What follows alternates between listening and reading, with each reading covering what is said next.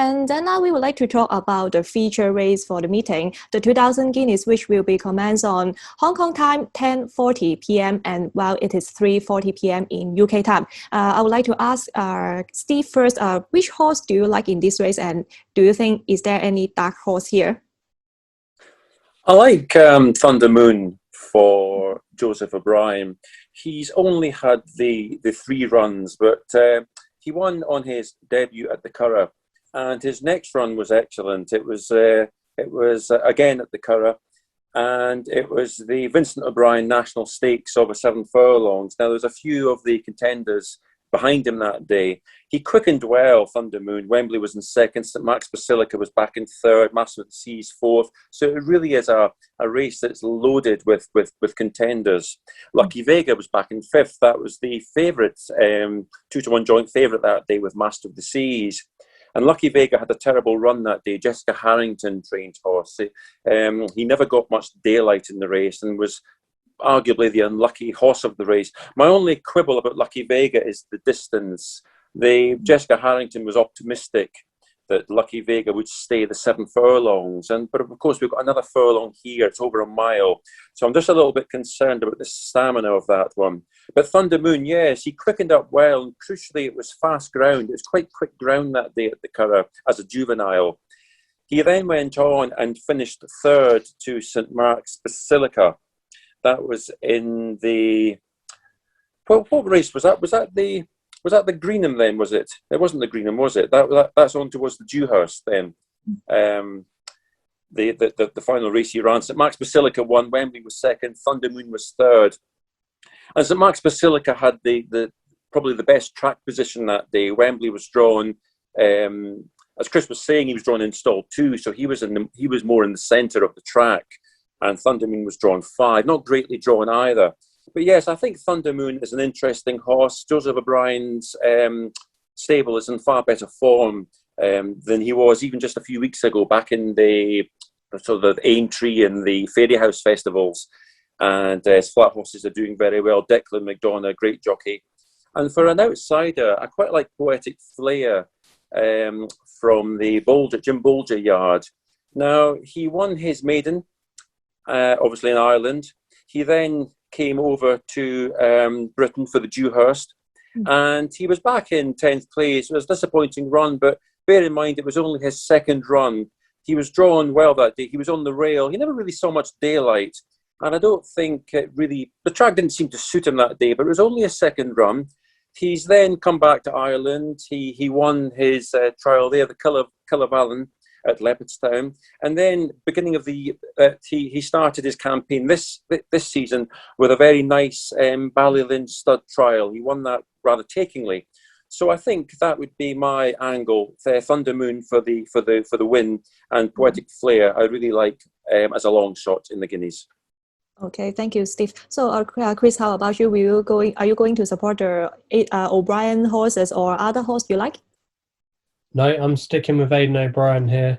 I've liked Wembley for this race ever since the Dewhurst last year. I just think he's been crying out for a mile. It was a shame that we didn't see him run in the Verton Futurity Stakes when he was an even money favourite that day. The ground had gone against him, and he was late withdrawal that day. But I think if he had run in that and the ground had been slightly more in his favour, I think he would have won. He was very eye-catching, as Steve alluded to, in the Dewhurst Stakes, drawn in the wrong part of the track, and he was the one making up the most ground in the closing stages. Also, as well, I'd urge anyone to go back and watch his run in the national stakes at Ireland. Again, there's quite a few of these all reopposing again. But he was the big eye catcher in that. He wasn't well fancied that day. He was 22-1. But to me, he's just got a pedigree that screams 3-year-old. He's by Galileo. He's got a lovely pedigree. He's related to Johannes Vermeer, that was a Group 1 winner. So you'd like to think that this horse is a Group 1 winner in waiting. He's drawn in stall 8, which isn't a terrible draw. You're going to have the likes of Mutasabek. He's drawn quite high. And a couple of others, they'll go towards that rail, I would imagine. They'll set a good, honest pace. Naval Crown as well, he'll likely be handy. He's drawn high. So I think they're going to go a good gallop, and I think that'll just play into Wembley's hands. Ryan Moore as well has given his nod to ride Wembley, which is a positive. And I think this horse potentially could go on to bigger and better things. I think he'll win the Guineas, and I'm already on at slightly bigger prices. I backed him at 7-1 a couple of weeks ago, and I'm quite happy with the price I've got now as he's shortened up in the market. So I think Wembley's got a very good chance. The one I would also as well give another mention to, a couple of others, Van Gogh is a very interesting one. He did have an entry to run in a Group 2 this weekend at Saint-Cloud. I've noticed quite a few of the European horses, or I should say the UK horses, haven't been venturing over to France so much. I don't know if that is due to COVID restrictions, but he did have an entry up till not long ago, and it's interesting that they've decided to take a shot by coming here. They put Shamey Heffernan, who's more than capable of winning these types of races. It wouldn't be the first time that he's popped up on an Aidan O'Brien third string. So yeah, you've got to respect his chances. And the other one as well, I don't think the course will handle it. It will be ideal for him, but Chindit, he's just a horse that keeps on winning. You know, he doesn't win by far. He literally lives up to his name by chinning them. But yeah, I thought he did quite well to win the Greenham, and I thought he'll come on for that run. He might not handle the dip. Maybe the ground was against him in the Dewhurst, but I think he could maybe run quite well at a big price. But yeah, I think Wembley is the most likely winner. Sorry to be boring, but I think he's quite an exciting horse for this year, and I think he'll give Aidan O'Brien another win. Also as well, what I should have just quickly mentioned as well, quite a lot of these have been running in trials over the last couple of weeks. We've had the Greenham, and we've had the Craven. Now, running in trials hasn't been a good sign over the last couple of years. Obviously, we didn't have any trials of the Guineas last year, but if you look at the two previous winners, Magna Grecia, Saxon Warrior, they both came here fresh. Obviously, one represented by Aidan O'Brien. And yeah, if you're backing a horse that's come from a trial, that's not a good sign. So yeah, Wembley not having run in the trial again ticks that box. So yeah, lots of things pointing towards Wembley for me. Yes, I think the Team Bay Doyle in the 2000 Guineas is quite strong, and I'm really looking forward to this. Maybe they also have a very bright future. So on Saturday at Newmarket, there will be 8 races, and throughout these 8 races, Steve, do you have any best bet and long shot of the day?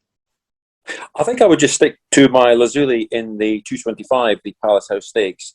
And yes, Poetic Flair, I think, is a long shot in the Guineas. It's quite a trappy field. I think the fast going maybe has put some horses off. Some of the fields are quite small, so there could be unexpected results in some of the field. But yeah, I think the 2000 Guineas is quite mouth-watering. As Chris says, the chances obviously of his selection Wembley. I'm not saying it's a penalty kick or anything, any silly pun like that, but he has a very good chance. And also the likes of, well, Mutasabek's interesting too, obviously, with the 2 out of 2. He's a very unexposed horse. He was supplemented. I'm just not sure about experience-wise whether he can mix it. But as Chindit has obviously another steady horse, like a Devil Walla. I mean, that's drawn 1, that's out in the centre, but he's likely to lead. So he might even bring some of the low-drawn horses into the equation. It's a mouth-watering race, the Guineas. I can't wait. Yes, me too. Really looking forward to that. So, Chris, what is your best bet and long shot of the day? Yeah, well, there's another race on the card that we haven't covered that I'm really looking forward to. That's the race before the Guineas. It's 3 o'clock, the Jockey Club Stakes of Group 2.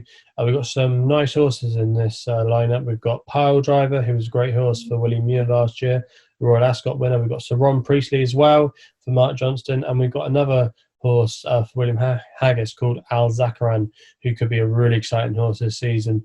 But I'm going to go with my nap in this race, and that is going to be Sir Ron Priestley for Franny Norton and Mark Johnston.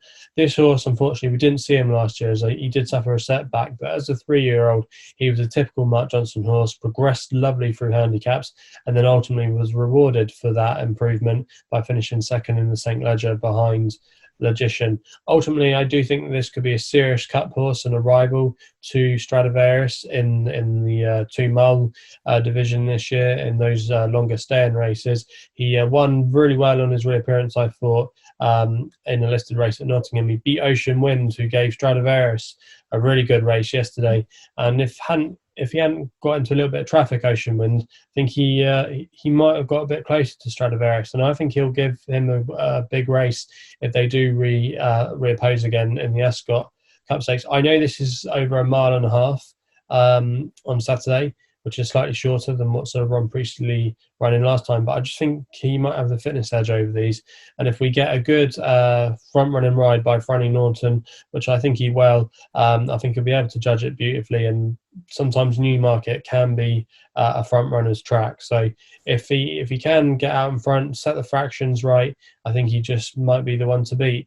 And also as well, I do have a long shot. Now, my long shot, unfortunately, won't be in action for people to bet on Saturday in Hong Kong, but I had to mention it. It runs in the 1,000 guineas, which we obviously haven't spoken about, but I'm going with a really left field selection here. It's currently 100 to 1.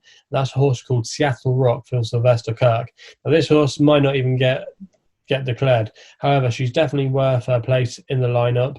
She still remains a maiden, believe it or not, but she was highly tried in some of the pattern races last year. She finished third in the Chesham behind Battleground, who was a really progressive horse and does have a good chance in the 2,000 guineas. I can't believe we forgot to mention him.